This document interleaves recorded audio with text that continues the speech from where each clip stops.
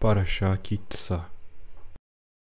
O óleo de unção descrito nesta porção da Torá, a porção da Torá de Ki-Sá, é usado para ungir não apenas o tabernáculo e tudo dentro dele, e os Kohanim, mas também foi usado para ungir reis sobre Israel. Este óleo de unção tem significado para o rei Messias que será ungido com este óleo. Em Êxodo 30, 25 está escrito: "E tu farás dele um óleo sagrado para a unção, uma fina mistura de aromas, obra de arte dos melhores perfumistas. Será um óleo sagrado para a unção." Deus ordenou ao povo de Israel que fizesse um óleo sagrado para ungir os sacerdotes e o tabernáculo. A cerimônia que ocorreu para o tabernáculo e os Kohanim consagrou e separou o trabalho do tabernáculo e dos Kohanim para Deus. O óleo é chamado de Shemen Mishchat Kodesh. Isso significa óleo de unção sagrada. De acordo com o Talmud, o lote original do óleo sagrado de unção que Moisés fez durou tempo suficiente para estar presente na geração final, como está escrito em Êxodo 30, 31. "Este será um óleo sagrado para mim ao longo de suas gerações." Diz o Talmud: muitos milagres cercam o óleo sagrado de unção, desde o início até o fim. Por exemplo, Moisés fez apenas 12 logs de óleo, e mesmo assim foi suficiente para ungir o tabernáculo e todos os seus utensílios. Arão e seus filhos ao longo dos 7 dias de sua consagração, e os sumos sacerdotes das gerações subsequentes e todos os reis. E ainda há o suficiente para os dias vindouros, como está escrito em Êxodo 30, 31. "Este será um óleo sagrado para mim ao longo de suas gerações." O Talmud continua explicando que, antes do exílio babilônico, o rei Josias escondeu o óleo de unção juntamente com a arca, o jarro de maná, o cajado de Arão e outras coisas dentro da arca.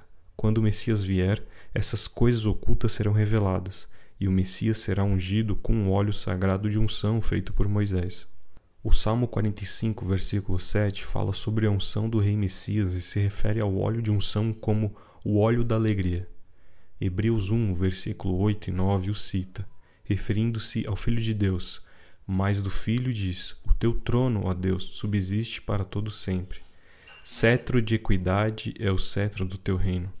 Amaste a justiça e odiaste a iniquidade. Por isso, Deus, o teu Deus, te ungiu com óleo de alegria mais do que a teus companheiros." Deus disse a Moisés para não permitir que o óleo sagrado de unção fosse derramado sobre o corpo de ninguém ou usado para ungir qualquer pessoa que não fosse sacerdote.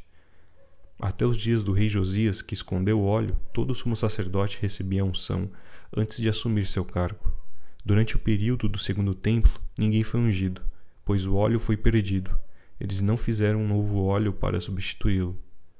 Os sábios explicam que os profetas usavam o mesmo óleo para ungir os reis de Israel, mas não todos os reis, apenas os reis que faziam parte de uma nova dinastia, ou os reis cujos direitos ao trono estavam sendo questionados. O comentário místico de Ismar Moshe dá uma razão pela qual a unção do Messias será necessária. Não é porque Yeshua fará parte de uma nova dinastia. Como Ismar Moshe diz, é difícil explicar por que ele precisa ser ungido, afinal, ele é o filho de Davi, e como filho de Davi, ele recebe seu reino por herança.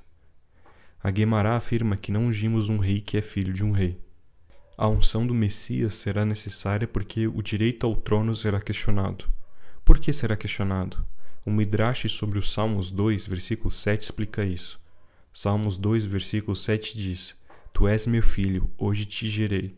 E o Midrash interpreta isso como: naquela hora em que você me criou, o Messias, o Santo, bendito seja ele, fez uma nova criação. Isso significa que Deus criará o Messias como algo novo, que nunca foi feito antes. O Ismar Moshe diz: este Midrash, em Salmos 2,7, implica que eles não o reconhecerão nem o conhecerão, ou então o honrariam. Mas por que não o reconhecerão? Como saberão que ele é o filho de Davi? Portanto, ele precisa ser ungido. Isso resolve a dificuldade de não ungirmos um rei que é filho de um rei. Ele se tornará uma nova criação que nunca foi vista antes na espécie humana, o que faz parecer que ele não é da semente de Adão ou da semente de Davi. Por isso, ele precisa ser ungido. A conclusão dessa discussão se aplica ao retorno de Yeshua. O povo judeu não o reconhece como filho de Davi.